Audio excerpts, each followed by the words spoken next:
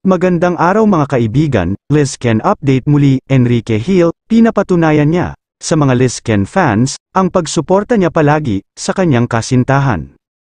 Sa pamamagitan ng pag-react nito, sa lahat ng photos and videos update, ng dalaga sa kanyang personal account.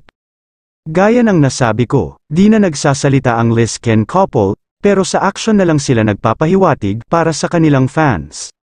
At ang manager ni Enrique Hill, na si Sir Ranvel Rufino, ang pinakamalapit ngayon kay Enrique Hill, at Liza Soberano, ay nagbahagi ng photos, ng magkasintahan, for the second time, sa kanyang IG story.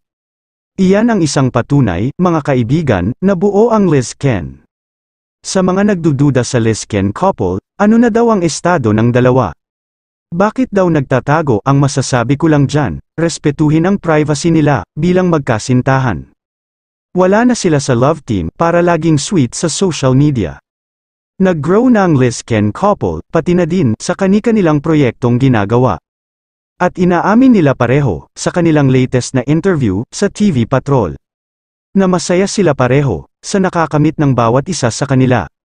Nagsusuportahan sila pareho, sa karera ng bawat isa.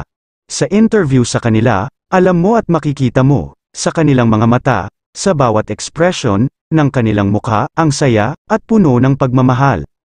Gaya ng sabi ko, huwag na sirain, ang mga taong totoong, nag-iibigan, sa loob ng almost 9 na taon, hindi nangyari sa Liz Ken, ang hiwalayang issue, kaya sa mga patuloy, na nagkakalat ng fake news, sa Liz Ken, itigil na po, kasi hindi kayo papatulan, ng magkasintahan, sila ay masaya, tahimik ang kanilang relasyon.